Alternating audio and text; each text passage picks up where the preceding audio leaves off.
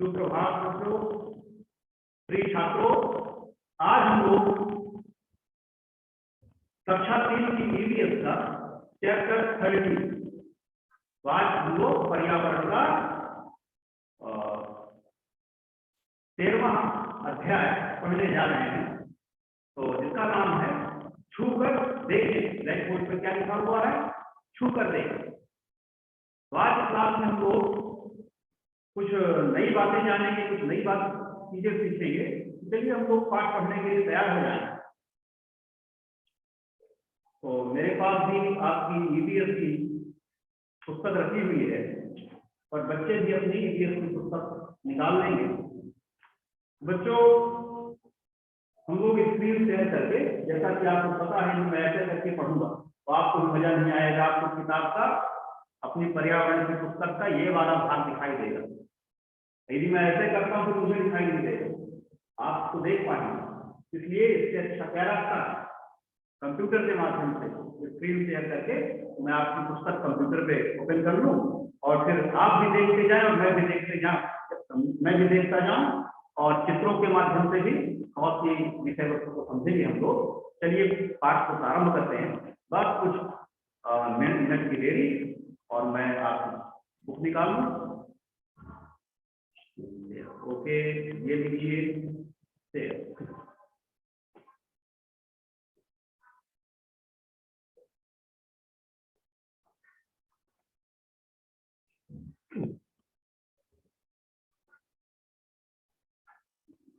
और थोड़ा सा बस कुछ सेकंड और इसको मैंने कर दूं डिसेबल। ओके, ये भी कर दिया गया। और आगे एक हाईलाइटर की आवश्यकता पड़ेगी मुझे, उसे ही मेरे लिए में बस उसके बाद हम लोग पाठ पढ़ना प्रारंभ करेंगे। ये मेरे पास स्पॉटलाइट, ठीक है। बच्चों, आज आप पढ़ रहे हैं 13वां पाठ छूकर देखें। बच्चों, इसमें इस पाठ में एक रवि भैया है जो देख नहीं सकते, तो वो किस प्रकार पढ़ाई करते हैं और बाकी अपने कामों को कैसे करते हैं, चीजों को कैसे जानते हैं, कैसे पहचानते हैं, इसके बारे में हम लोग जानेंगे। जैसे कि बच्चों आपको पता है कि हम लोग चीजों को कैसे जानते हैं। बच्चों, हमारे शरीर में 5 ज्ञानेंद्रियां हैं। कितनी ज्ञानेंद्रियां हैं? 5 ज्ञानेंद्रियां हैं जो हमें चीजों का ज्ञान कराते हैं। वो ज्ञानेंद्रियां कौन कौन सी हैं? आंख, नाक, कान, जीभ और त्वचा। आंखों से बच्चों बहुत सारी चीजों को आप आंखों से देखकर जानते हैं, पहचानते हैं। कुछ चीजों को हम लोग आवाज सुनकर जान जाते हैं, आवाज सुनकर पहचान जाते हैं। कमरे के अंदर बैठे हैं आप, कौन से पक्षी की आवाज है तो आप सुनकर पहचान जाते हैं, जान जाते हैं कि बाहर कौन सा पक्षी पेड़ पे बैठा हुआ है, कौन आवाज कर रहा है। इसी तरह आप बहुत सारी आवाजों को पहचानते हैं। तो देखकर, सुनकर और टेस्ट लेकर बहुत सी चीजों को हम स्वाद से जान लेते हैं।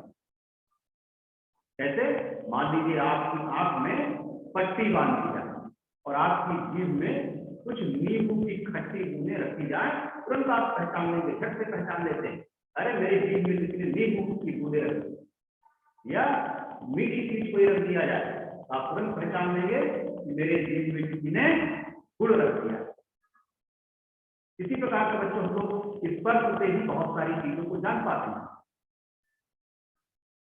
कौन सी चीज गर्म है, कौन सी चीज ठंडी है, उसे हम लोग छू कर जान जाते हैं। इस तरह ज्ञानेंद्रियों से हमें ज्ञान होता है। जो लोग देख नहीं पाते हैं तो बहुत सारी चीजों को छू कर जान लेते हैं। तो चलिए इसी बारे में हम लोग पढ़ते हैं, देखेंगे आपके चैप्टर में, पाठ में क्या बताया गया है। चलिए बच्चों शुरू करते हैं। मैं स्कूल से लौट रही थी। घर पर 2 लोग अपनी बात सबसे पहले बताना चाहते थे। वे मेरी बातों से सबसे ज्यादा खुश। वे मेरी बातों से सबसे ज्यादा खुश होते हैं।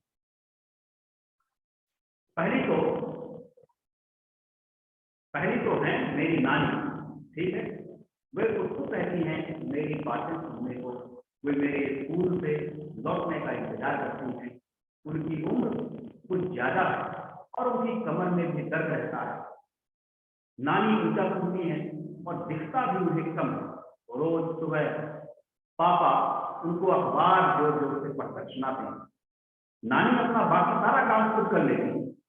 उनकी कोई मदद करे तो वे परेशान हो जाते हैं। दिखता है कम, पर सब्जी काटने का बहुत शौक है नानी। कहती है आजकल के बच्चों को सब्जी भी काटनी नहीं आती। मोटा मोटा मोटा और टेढ़ा मेढ़ा काट कर रख देते हैं, ऐसा नानी बोलती है। दूसरे हैं मेरे रवि भैया। रवि भैया हमारे घर पे रहते हैं। मैं उन्हें रवि भैया कहती हूँ और वे मेरे पापा मम्मी को कहते हैं भैया भाभी। हमारा क्या रिश्ता है मैं नहीं जानती, पर वो मेरे प्यारे भैया हैं। वे मेरे सवालों का उत्तर देने के लिए हमेशा रवि भैया तैयार रहते हैं। रवि भैया यहाँ पर बैठे हुए, कोई पुस्तक पढ़ रहे हैं और उनके पास में स्टिक भी रखी हुई है, छड़ी भी रखी हुई है, आंखों पे काला चश्मा। रवि भैया कॉलेज में पढ़ाते हैं। कॉलेज के बच्चे उनकी बहुत इज्जत करते हैं। कुछ तो उनसे पढ़ने घर भी आते हैं। रवि भैया को संगीत सुनने, नाटकों में भाग लेने, दोस्तों के साथ घूमने और बातें करने का बहुत शौक है। खूब हंसते हंसाते भी हैं रवि भैया। भैया जब घर के बाहर जाते हैं तब एक सफेद छड़ी लेकर जाते हैं। उनको घर के अंदर घूमता देख कोई नहीं कह सकता कि उनको भाई नहीं देखा। तो बच्चों रवि भैया की रवि भैया देख नहीं सकते हैं, किसी कारण उनकी आंखों की रोशनी चली गई। तो उनका जो सहारा है जिससे वो घर में या सड़क से कहीं बाहर जाते हैं तो वो स्टिक लेके जाते हैं, छड़ी लेके जाते हैं, जिसके सहारे उन्हें बहुत सारी चीजें पता चल जाती हैं। कहाँ रास्ता बराबर नहीं है, कहाँ गड्ढे हैं। सबसे पहले पैर रखने से पहले वो छड़ी को सामने रखते हैं और ठोकते हुए धीरे धीरे वो आगे बढ़ते जाते हैं। रवि भैया को कोई जबरदस्ती सहारा दे तो नाराज हो जाते हैं। जब उनको मदद की आवश्यकता हो, जब वो मदद मांगे तभी उनकी हम लोग मदद करते हैं। जबरदस्ती उनका कोई हाथ पकड़े और उनकी मदद करे तो कभी कभी गुस्सा होता है। कुछ बच्चे रवि भैया से कॉलेज की किताबें ले जाते हैं और कुछ दिन बाद किताबों के साथ उन्हें टेप दे जाते हैं। ठीक, रवि भैया टेप पर उन किताबों को सुनते हैं। भैया के पास मोटे कागज की किताबें हैं जिसमें बहुत सारे उभरे बिंदु हैं। इस पर वो हाथ फेर कर पढ़ते हैं। तो कुछ उनके दोस्त रवि भैया की किताबें ले जाते हैं। किताब को बोल बोल कर वो टेप कर देते हैं, उसको रिकॉर्डिंग उसी कर देते हैं और सीडी को या फिर जो भी डिवाइस है जिससे उन्होंने रिकॉर्ड किया है उसको रवि भैया को दे जाएंगे। रवि भैया उस सीडी को चलाएंगे, उस टेप को चलाएंगे और जो भी रिकॉर्ड बातें हैं उसको समझेंगे और तुरंत उन्हें वो बातें याद हो जाती हैं। वो अपने दिमाग से उन्हें फीड कर लेते हैं, स्टोर कर लेते हैं, सेव कर लेते हैं, ऐसा बताया जा रहा है। बच्चों जो देख नहीं पाते उनकी किताबें हैं कुछ विशेष तकनीक से बनी होती है। इस तकनीक को कहते हैं ब्रेल लिस्ट। उनकी किताबें भी ब्रेल लिस्ट से लिखी होती है, यानी उनकी किताबें ऐसी होती हैं उससे हाथ फेरा जाए तो उभरे हुए अक्षर दिखाई देते। कुछ ऐसे आप भी बना सकते हैं। एक मोटा सा कागज लेंगे और एक सुई की आवश्यकता पड़ेगी जिससे कपड़े सिलने वाली सुई, और उससे छेद एक आप पेंसिल से कागज में का बना का या ABCD कुछ लिख दीजिए और उसी के ऊपर छेद करते जाइए, बहुत सारे छेद, और उसको पलटा के जब देखते हैं तो उभरे हुए अक्षर उससे बन जाते हैं। ठीक इसी प्रकार रवि भैया की भी किताबें हैं तो उभरे हुए अक्षरों से बनी हुई। तो बच्चों जिन्हें दिखाई नहीं देता, जो दृष्टिहीन होते हैं, जिनकी आंखों से रोशनी चली जाती है, तो क्या करते हैं, वो हाथों के स्पर्श के द्वारा बहुत सारी चीजों को छू कर जान जाते हैं। उनको आप नोट पकड़ाएं, पैसे पकड़ाएं, तब भी वो समझ जाते हैं। वो हर नोट का साइज वो याद कर रहे हैं। बस नोट को कहां से लगाया, अपनी उंगली से बस यहां तक लगाया, कहां कितनी लंबाई है नोट की, कहां तक पहुंच रही है नोट, उससे वो जान जाते हैं। साथ में खास करके कंगली का इस्तेमाल वो नोट पे उभरे हुए अक्षरों को भी जानने के लिए। तो नोट भी बच्चों दृष्टिहीनों के लिए भी कुछ ऐसे सिंबल बने होते हैं जिससे वो लोग उसे पहचान। जैसे 100 के नोट में मान लीजिए बना है त्रिभुज का आकार बना है, किसी में गोल सर्कल बना हुआ है, किसी में ट्रायंगल बना हुआ है। इस तरह से दृष्टिहीनों के भी पहचानने के लिए कुछ न कुछ संकेत बने होते हैं, उभरे हुए कुछ अक्षर होते हैं जिसे वो हाथ के स्पर्श से जान पाते हैं। उनकी जो पुस्तक होती है वो ब्रेल लिपि में लिखी होती है। चलिए आगे बढ़ते हैं। भैया को छेड़ने के लिए मैं कभी कभी उनकी छड़ी की जगह बदल देती हूँ। वे परेशान तो होते हैं पर नाराज नहीं। मैं उनकी प्यारी बहन सीमा जो है, सीमा ऐसा बता रही हूँ। मैं अभी दरवाजे पर पहुंची ही थी, भैया बोल उठे, क्यों सीमा, आज बहुत खुश हो?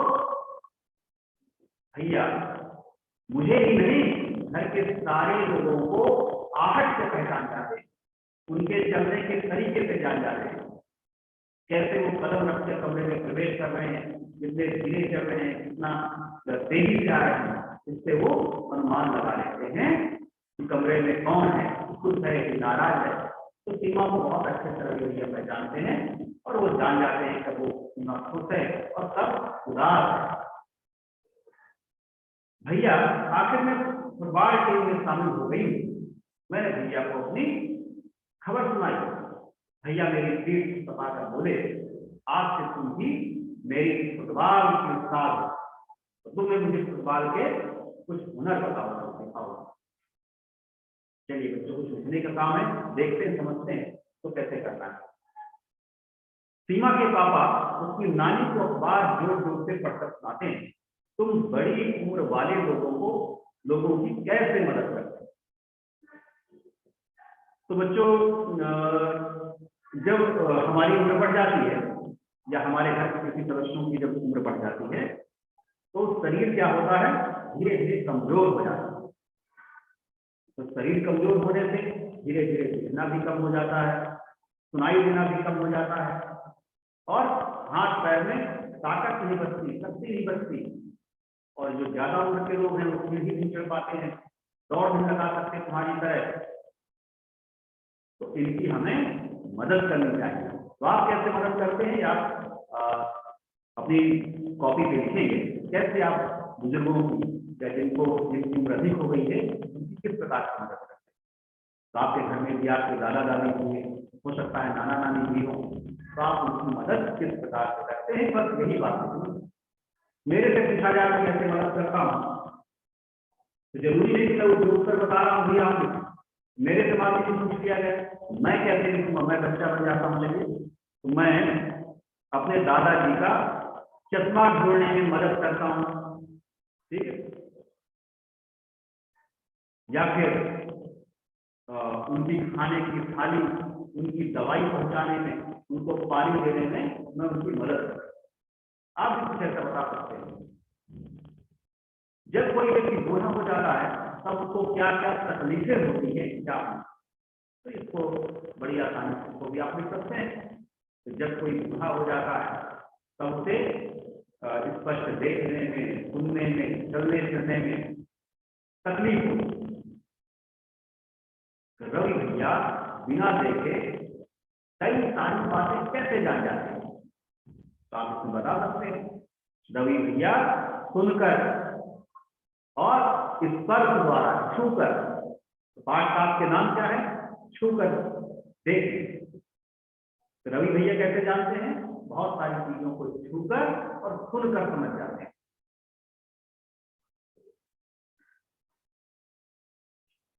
आगे देखते हैं क्या पूछा जा रहा है। क्या तुम्हें कभी छड़ी की जरूरत पड़ी है? कब? तो बच्चे इसको आप बता सकते हैं कि आपको छड़ी की जरूरत कब पड़ी? यदि मेरे से प्रश्न पूछा जाए, इसके उत्तर कोई निश्चित नहीं है ना, सब बच्चे अपने तरीके से इनके जवाब दे सकते हैं। कब पड़ी? आप बता सकते हैं कि एक बार मेरे पैर में चोट लग गई थी, तब मुझे चलने फिरने के लिए डॉक्टर ने मना किया था, और मैं जब भी एक जगह से दूसरी जगह जाता था तो छड़ी का सहारा लेके जाता। इस प्रकार से आप बता सकते हो। कई लोगों का दुर्घटना के कारण पैर फ्रैक्चर हो जाता है, वो भी छड़ी के सहारे के द्वारा चलते फिरते हैं। क्या तुम सोच सकते हो तुम्हें छड़ी की जरूरत कब पड़ सकती है? क्या तुम सोच सकते हो तुम्हें छड़ी की जरूरत कब पड़ सकती है? तो आप बता सकते हैं जब हमारी उम्र अधिक होगी तब हमें छड़ी की जरूरत पड़ सकती है। अगला देखें, हम उन लोगों की मदद कैसे कर सकते हैं जिन्हें दिखता नहीं है? बच्चों जिनको दिखाई नहीं देता उनकी मदद आप किस प्रकार से कर सकते हैं? इसका जवाब आप अपने तरीके से दे सकते हैं। जिनको बच्चों दिखाई नहीं देता उनको हम रास्ता बताकर, रोड क्रॉस करा के उनकी मदद कर सकते हैं। ऐसे मदद नहीं करनी है जैसे एक बार बच्चों क्या हुआ, कुछ छात्र थे और उनको गुरु जी ने बताया अंधे लोगों की हमें मदद करनी चाहिए ना, जिनको दिखता नहीं है उनकी मदद करनी चाहिए। क्लास में बच्चे खड़े हुए, गुरु जी आज हमने बहुत अच्छा काम किया। तो क्या किया? आपको किया है बेटा कि हम दोनों दोस्तों ने एक अंधे व्यक्ति को रास्ता पार कराया। अच्छा, कहाँ तुम्हें अंधा व्यक्ति मिला और कौन कौन दोनों थे? दोनों दोस्त को खड़े हो जाते हैं कि हम दोनों की रास्ता पार कराया। तो गुरु जी को उन्होंने बताया कि गुरु जी मैं सड़क के एक ओर से दूसरे ओर उस अंधे व्यक्ति को छोड़ आया। दूसरे को उसने कहा मैं दूसरे छोर से फिर पहले छोर पे ले आया।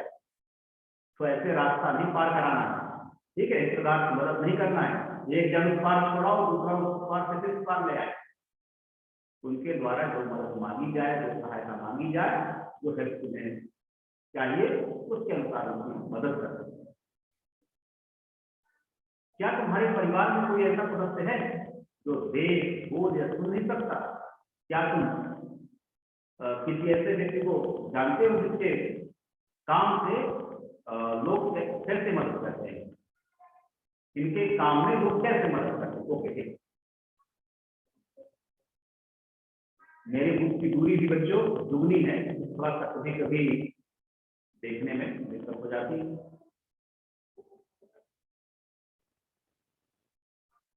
कंप्यूटर मेरे से 4-5 फीट की दूरी पे रखा, मैं 4-5 फीट से देख के पढ़ रहा हूँ, इसलिए कभी कभी चूक हो जाती है लाइन देखने। चलिए आगे बढ़ते हैं।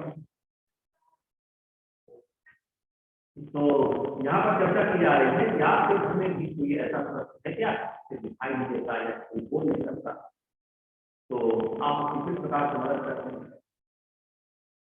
तो बच्चों कई लोग हमारे समाज में, हमारे आसपास ऐसे हो सकते हैं जिनको दिखता नहीं, या जो बोल नहीं पाते। जो लोग बोल नहीं पाते तो कैसे बातें अपनी करते हैं? इशारों में, संकेतों में। मान लीजिए उनको आप चित्रकूट में रहते हैं, चित्रकूट में ऐसे ही विद्यालय है, ऐसा भी स्कूल है जहाँ पर दृष्टिहीन बच्चे पढ़ते हैं जिनको दिखाई नहीं देता, और ऐसा भी स्कूल है जहाँ मूक बधिर बच्चे पढ़ते हैं जो बोल नहीं पाते, जो सुन नहीं पाते हैं। मैं भी एक बार विद्यालय में गया, ठीक है, तो बच्चों से कुछ जानना चाहा। मैं उनका मेरे वहाँ शिक्षक दोस्त हैं, तो एक बच्चे से मैंने नाम पूछा, उन्होंने कहा कि ऐसे नहीं बताएंगे। तो कैसे बता रहे थे? उन्होंने पूछा, वो संकेत से सारी चीजों को जानते थे, क्योंकि उनको दिखाई तो देता लेकिन वो सुन नहीं सकते। तो नाम पूछने के लिए क्या संकेत है, तो हाथ ऐसे करके ऐसे ऐसे उन्होंने किया टीचर ने उनके, तो तुरंत उसने बता दिया मेरा नाम क्या है, इशारे ने बता दिया मुझे, और फिर उन्होंने मुझे ट्रांसलेट किया कि ये अपना नाम ये बता रहा है। तो संकेतों में आप भी बहुत सारी चीजें संकेतों में बताते हैं, संकेतों की जरूरत कभी कभी पड़ जाती है, और कुछ बच्चे एग्जाम टाइम में परीक्षा में कुछ ज्यादा ही संकेतों का प्रयोग करने लगते हैं। पहले का उत्तर कौन सा है, एडजेक्टिव वाले प्रश्न, बहुविकल्पी प्रश्नों को तुरंत बता दिए संकेतों, दूसरा है तीसरा। तो संकेतों का प्रयोग बच्चे एग्जाम में बहुत कर लेते हैं। तो संकेतों के द्वारा जो मुंह बने बच्चे हैं इन सब बातों को जानते हैं। और चित्रकूट में क्योंकि दृष्टिहीन बच्चे भी बच्चे रहते हैं, पढ़ते हैं, उनका भी विद्यालय है, तो कैसे आपके चित्रकूट में मंदाकिनी नदी बहती है, आपको पता है, आपने भी मंदाकिनी नदी में गंगा जी में स्नान भी जरूर किया हो। एक बार मैं लेके आया था, वहाँ कुछ दृष्टिहीन बच्चे नहा रहे थे, है ना, आनंद ले रहे थे बढ़िया। तो वो जब नदी में ऊंचाई से कूद कर नहा रहे, जानते कैसे उस लोगों को एक तरफ रहने का संकेत दे रहे, तो पानी को पहले उछाल कर दूर सामने तरफ फेंक रहे थे।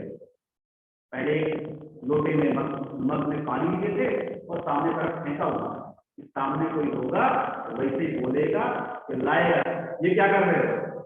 जब उनको कोई आवाज सुनाई होगी, न दिखाई न देती, तब वो छलांग लगाते, इस तरह वो नदी पे नहा रहे। चलिए आगे बढ़ते हैं, बस थोड़ा सा पाठ तो आप और रह गया, तो इसको भी देखते हैं। तो हम लोग पहुंच गए आंख बिचौली। समूह में एक बच्चा अपनी आंखों पर पट्टी बांधे, फिर बाकी बच्चे एक एक करके चुपचाप उस बच्चे के पास आए। आंखें बंद किए हुए बच्चा दूसरे पर हाथ फेरकर उसे पहचानने की कोशिश करे, ध्यान रहे कोई आवाज नहीं करे। क्यों? इस तरह बारी बारी सभी बच्चों को आंखों पर पट्टी बांधो ताकि वे दूसरे बच्चों को पहचानने की कोशिश। इस तरह का खेल कई बार आप लोग खेलते हैं।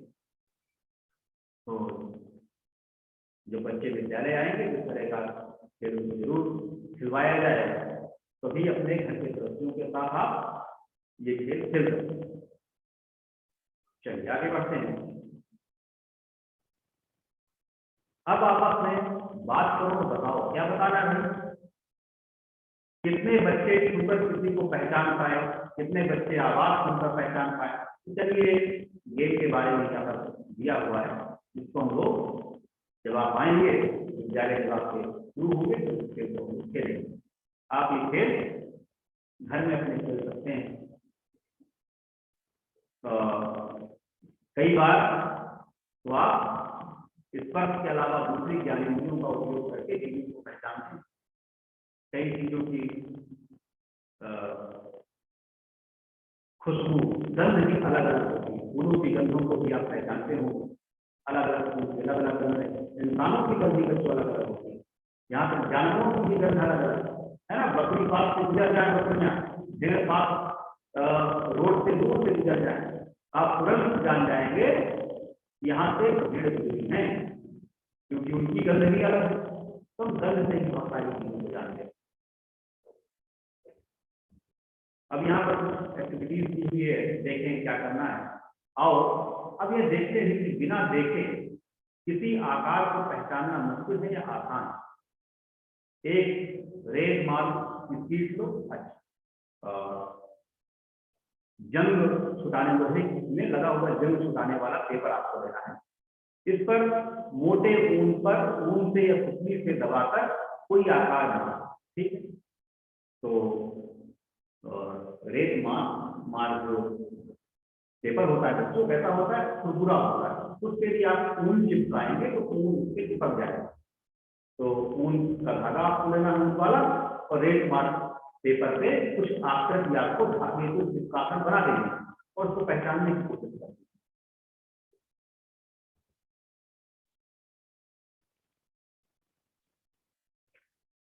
किस तरह से यहाँ कुछ करने के लिए किया हुआ है। आओ ब्रेन लिफ्ट के बारे में जाने।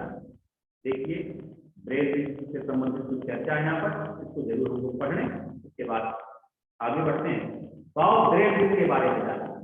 तुमने देखा कि रवि भैया एक खास तरह की किताबों से पढ़ते हैं। ये किताबें कैसे बनी हैं, इसके बारे में सबसे पहले किसने सोचा होगा। आओ इस ब्रेन लिफ्ट के बारे में कुछ बातें जानते हैं। लुई ब्रेल फ्रांस देश का रहने वाला। जब वह 3 साल का था तब एक दिन उसके पिता के औजारों, वह अपने पिता के औजारों से खेल रहा था। अचानक एक नुकीले औजार से उसकी आंखों में चोट लग गई और उसकी आंखें खराब हो गई। उसे आंखों से देखना बिल्कुल बंद हो गया। उसको पढ़ने में बहुत मुश्किल थी। उसने हार बिल्कुल नहीं मानी। तो बच्चों, हारा वही है जिसने कोशिश नहीं की, जिसने प्रयास नहीं किया, जिसने लड़ाई नहीं करी, वही हारा। बाकी बिना पैरों के भी लोग समुद्र को पार कर जाते, पहाड़ों में चढ़ जाते। तो इसने भी, लुई ब्रेल ने भी हार नहीं माना। वह पढ़ने के लिए तरह तरह की किताबें के बारे में सोचता रहता था। आखिर उसने ढूंढ लिया एक तरीका छूकर पढ़ने का। छूकर पढ़ने का तरीका उसने ढूंढ लिया। यह बाद में ब्रेल लिपि उन्हीं के नाम के अनुसार लुई ब्रेल ने इसका आविष्कार किया था। तरीका उन्हीं के नाम के आधार पर इस लिपि को कहा जाने लगा ब्रेल लिपि के नाम से इस लिपि को जाना गया। इस तरह की लिपि में मोटे कागज पर उभरे हुए बिंदु होते हैं। उभरे होने के कारण उन्हें छूकर पढ़ा जा सकता है। यह लिपि 6 बिंदुओं पर आधारित होती है। तो कोई बिंदु सीधी लाइन के रूप में दर्शाया जाता है, कहीं अलग अलग तरीके से उन्हीं 6 बिंदुओं को ब्रेल लिपि में रखा जाता है। 6 बिंदुओं पर आधारित होती है। आजकल ब्रेल में नए नए परिवर्तन भी हो गए, जिससे इसे पढ़ना लिखना और भी आसान हो गया है। ब्रेल लिपि कंप्यूटर के द्वारा भी लिखी जाती है। तो ये ब्रेल लिपि के बारे में जानकारी थी। तो इसका जो आविष्कार लुई ब्रेल ने किया, जो काम किया। इस तरह से बच्चों आपका आज का पाठ पूरा होता है और अगले दिन हम लोग नया पाठ, नया टॉपिक देखेंगे, पढ़ेंगे नया पाठ को। तो आज की इतना ही।